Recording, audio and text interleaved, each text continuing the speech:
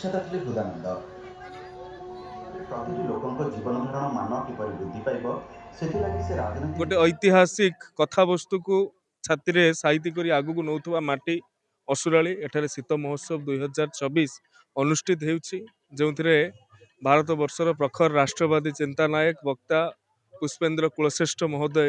यह उद्घाटन करिसेंति। साहित्य संस्कृति कलार अपरूप संभार ये शीत महोत्सव 2024 रे पाखापाखि 150 रु ऊर्ध्व स्वदेशी कथा स्वदेशी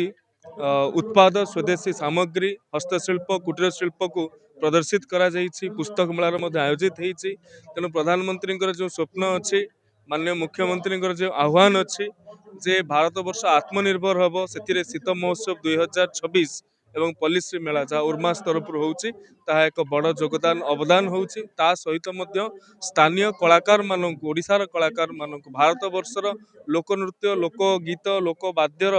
कलाकार मानक जो भाव में मंच बड़ अवसर दौछि ये मध्य कला को आउ पादे आगू नबाकू आमे सक्षम होछु। ये हूँ शहीद माटी कला संस्कृति साहित्यर माटी ये तेणुक से जगार